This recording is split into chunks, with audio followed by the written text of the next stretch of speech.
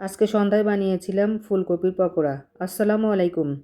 কেমন আছেন আপনারা সবাই? চলে আসলাম আমার রান্নার নতুন আরও একটা ভিডিও নিয়ে। আজকে বানাবো ফুলকপির চপ অথবা পকোড়া।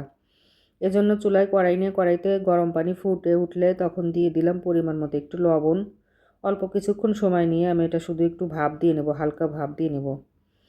এরকম বলক চলে আসলেই এটা একটা ঝুড়িতে ঢেলে দিয়ে ঠান্ডা করে নেবে, একদম সম্পূর্ণ ঠান্ডা। এখানে নিয়ে নিচ্ছি আমি ময়দা, কর্নফ্লাওয়ার। আমি কোনো পরিমাপ করে নিইনি, আন্দাজ মতো দিয়ে দিচ্ছি। সাদা গোলমরিচের গুঁড়া দিলাম, লাল মরিচের গুঁড়া দিলাম, পরিমাণ মতো লবণ, সামান্য একটু ধনিয়ার গুঁড়া দিব। শুকনো উপকরণগুলো ভালোভাবে আগে মিশিয়ে নেব। এখন আমি দিয়ে দেব আদা রসুনের পেস্ট।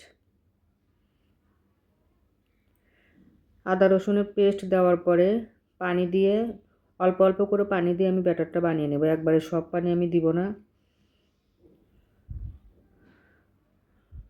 পানিগুলো বারবার দিয়ে ব্যাটারটা বানিয়ে নেব।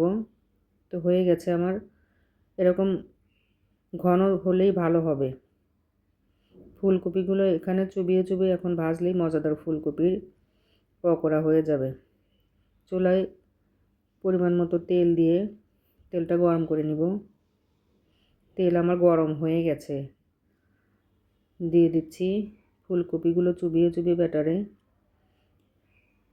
ফুলকপির পকোড়া আমি আগে বেসন দিয়ে বানাতাম, কিন্তু এবারই নতুন অন্যভাবে একটু বানিয়ে দেখলাম। আসলে এটা বেস্ট হয়েছিল, অনেক মজা হয়েছিল এই পকোড়াটা এবং অনেক ক্রিস্পি হয়েছিল। সন্ধ্যার নাস্তায় এ ধরনের ভাজি পুরি হলে মন্দ হয় না।